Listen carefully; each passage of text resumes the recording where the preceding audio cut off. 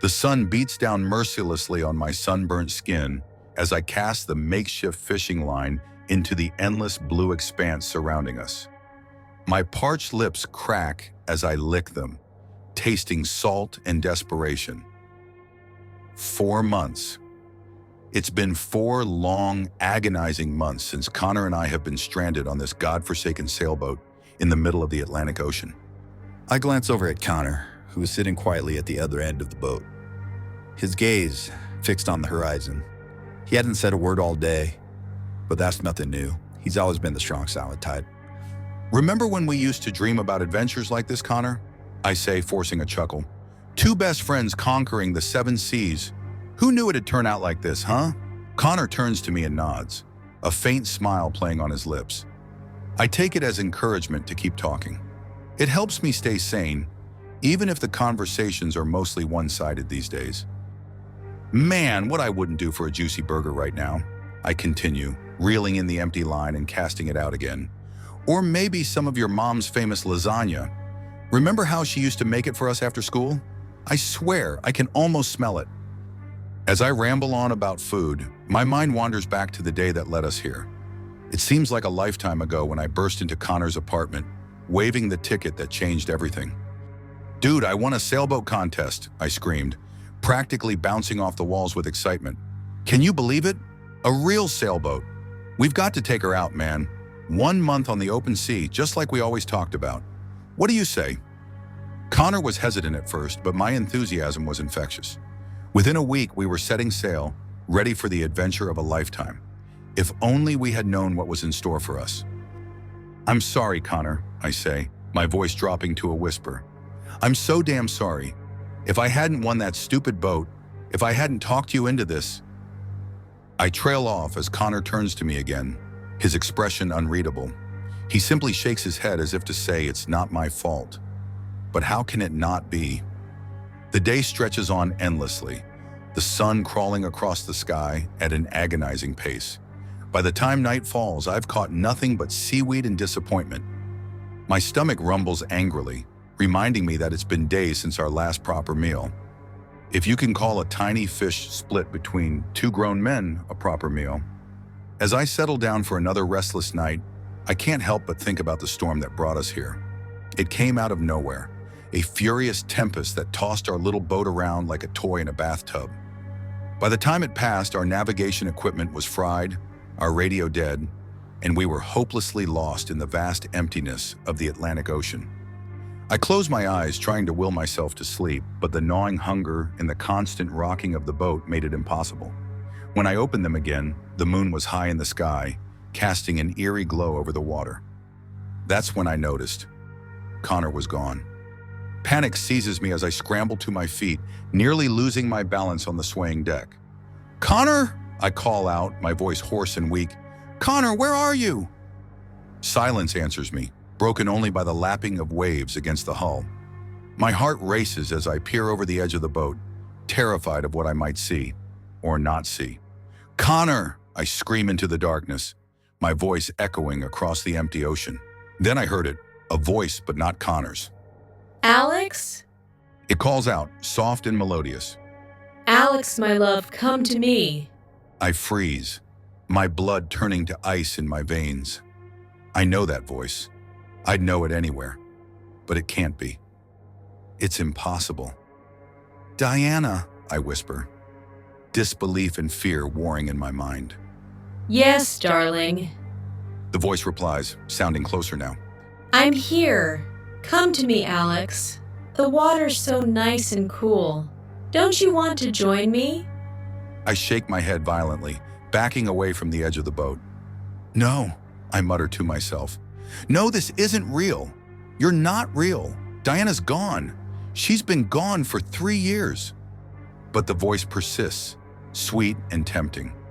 I've missed you so much, Alex. We can be together again. Just take my hand. Jump in, and all your pain will be over. No, I scream, clamping my hands over my ears. You're not Diana. Diana's dead. She killed herself 3 years ago. You're not real. The voice laughs then, a chilling sound that sends shivers down my spine. Oh, but I am real, Alex. And I'm waiting for you. Come to me. Come home. Terrified and confused, I curl up in the center of the boat, pressing my face against the worn planks. Go away! The voice continues to call to me, but I force myself to block it out, humming randomly to drown out the sound. Eventually, exhaustion overtakes me, and I fall into a fitful sleep, haunted by dreams of Diana's face beneath the waves. The next morning, I awoke to the gentle rocking of the boat and the warmth of the sun on my face. For a moment, I forget where I am, lost in the hazy realm between sleep and wakefulness. To my immense relief, I see Connor sitting at the edge of the boat, fishing rod in hand. He turns to me and smiles, and I feel a wave of emotion wash over me. Relief, joy, and lingering fear from the night before. "Connor!" I exclaim, scrambling over to him. "Where were you last night? I woke up and you were gone, and I heard..." I trail off, suddenly unsure if I want to share my hallucination, for surely that's what it was. Connor just looks at me, his smile unwavering, and turns back to his fishing. I sigh, settling down beside him and picking up the other rod. I heard Diana's voice last night, I confess after a long silence. It sounds crazy, but it was so real. She was trying to get me to jump into the water. I glance at Connor, but he doesn't react, his eyes fixed on the bobbing lure. I miss her so much, I continue, my voice barely above a whisper. Even after 3 years, it still hurts. I keep thinking about all the things I could have done differently, you know? Maybe if I had noticed the signs earlier, if I had pushed her to get help. I fall silent, lost in memories of Diana. Her laugh, her smile, the way her eyes lit up when she talked about sailing. It was Diana who taught me how to sail. Her father owned a beautiful sailboat, and we spent countless weekends out on the water. Those were the best times, I say, a sad smile tugging at my lips. Just me and Diana, out on the open sea. We'd stay out late into the night, lying on the deck and looking at the stars. We'd talk about our future, where we'd live, how many kids we'd have, the adventures we'd go on. I laugh bitterly. Funny how things turn out, huh? Here I am, living out one of those adventures, but without her. Without anyone, really. Except you, of course, I added. The day passes slowly, the sun crawling across the sky as we sit in silence, occasionally broken by my reminiscing or frustrated grunts as another potential catch slips away. By nightfall, we've caught nothing, and my stomach feels like it's trying to digest itself. As the last rays of sunlight disappear below the horizon, I notice Connor is gone again. This time, I forced myself to stay calm. "It's okay," I mutter to myself. "He's probably just resting somewhere. He'll be back." But as the night wears on and Connor doesn't reappear, I feel the panic rising in my chest. I'm about to call out for him when I hear another voice, different from the one last night, but just as familiar. "Alex, sweetheart." The voice calls, warm and comforting. "It's okay, baby. Mama's here." My breath catches in my throat. "Mom," I whisper, my voice trembling. "That's right, honey. The voice replies. I'm here to take care of you, just like I used to. Come on, jump in. The water's warm and I'll carry you home. You must be so tired and hungry. My poor baby." Tears spring to my eyes as I listen to my mother's voice, so loving and familiar. For a moment, I almost believed it was real. But then reality crashes back, and I remember where my mother really is. "You're not my mom," I say, my voice breaking. "My mom's in a psychiatric hospital. She's been there for years, ever since the drugs." "Oh, Alex." The voice says soothingly. "That's all in the past now. I'm better, sweetie. I'm free, and I've come to save you. Don't you want to come home with Mama?" I yell while backing away from the edge of the boat. "No," I say firmly. "You're not real. My mom is sick. She needs help. She's not out here in the middle of the ocean." But the voice persists, telling me stories from my childhood, reminding me of the good times before the addiction took hold. It's so tempting to believe, to give in to the comforting illusion. But I know better. I know the truth. Leave me alone, I pleaded, curling up in the bottom of the boat. Please, just let me sleep. The voice continues calling to me, but I squeeze my eyes shut and cover my ears, forcing myself to think of anything else until, mercifully, sleep claims me. I awake to a world of pain and weakness. My body feels like lead, every movement requiring monumental effort. The hunger that has been my constant companion for months now feels like a living thing, gnawing at my insides with vicious intensity. Through bleary eyes, I see Connor sitting at the edge of the boat, gazing out at the sea. Even the act of speaking feels like it might drain what little energy I have left. But I manage to croak out, "Connor, can you fish? Please?" Connor turns to me, that same gentle smile on his face. He nods, picking up the fishing rod and casting the line into the water.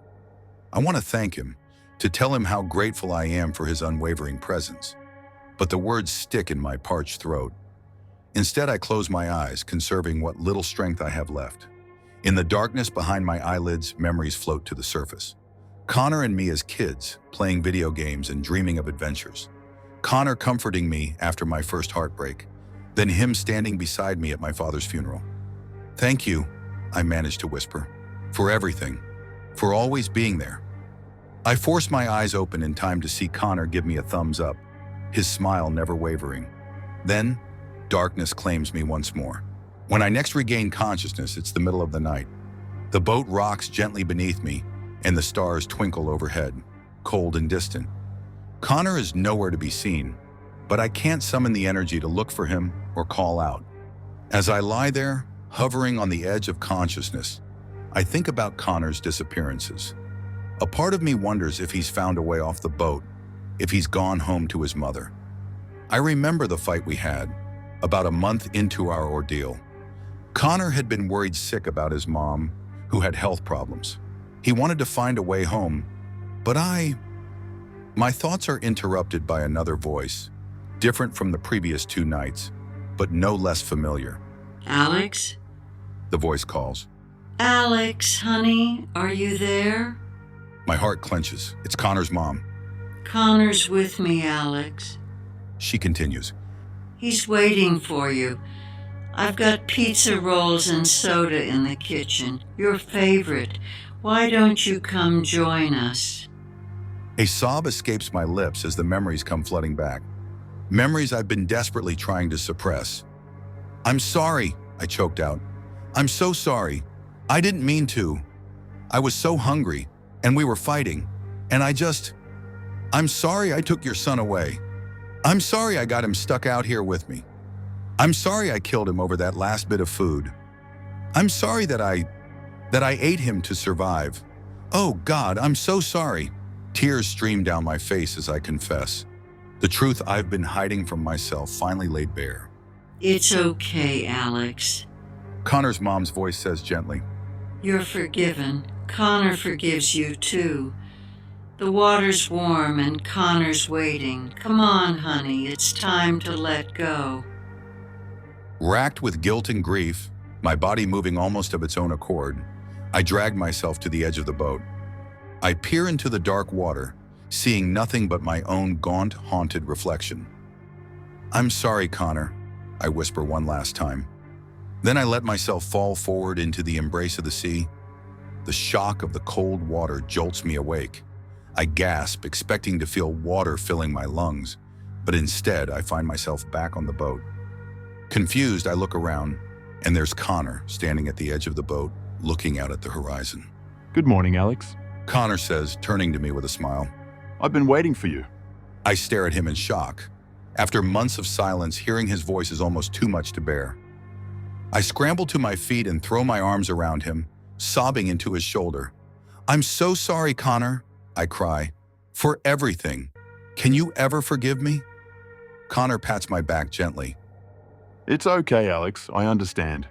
You were just trying to survive. So was I." I pull back, looking at him in confusion. "Connor, you're talking to me. How?" He smiles sadly. "Because you're dead, Alex, just like me." The realization hits me like a punch to the gut. I'm dead. We're both dead. All those months of struggling, of guilt and hallucinations. It was all after I had already...